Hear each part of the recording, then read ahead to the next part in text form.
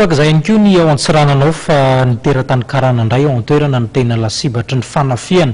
Izy ireto dia tsy ahitana fitarainana avy amin'ny mpitandron'ny filaminana akory tsy ny ao an-toerana ihany nefa ny ao Antsiranana zany ny tinam-bary fa nanatreto an-drenivohitra Ratsahivony izay dia voatsela akory no nisina fanafiana Karana mianaka tetsy Ambatobe teny. Mbola tsy fantatra moa ny tohan'iny raharaha iny hatramin'izao.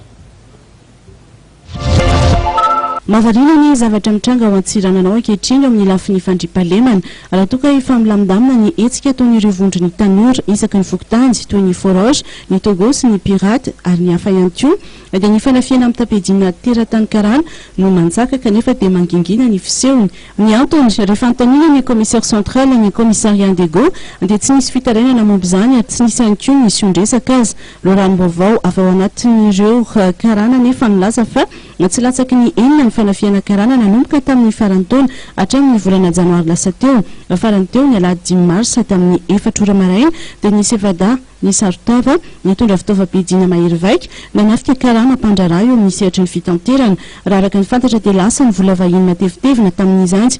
Ny fantatra dia mitovy daholo ny fomba fanatanterana ny asa ratsy. Voatsela ihany koa ilay famonoana Karana sy ny zanany lahy teny Ambatobe Antananarivo tamin'ny alalan'ny tifitra amin'ny fusil à pompe izay mbola tsaboina any ivelany moa hatramin'izao. Marina fa avy ao Antsiranana izy ireo. Midika izany fa velona tsara ny tambazotra ny fanafiana amin'ny tapedina eto amintsika ary any amin'ny faritra ivelana Antananarivo izy ireo no mamely ankehitriny.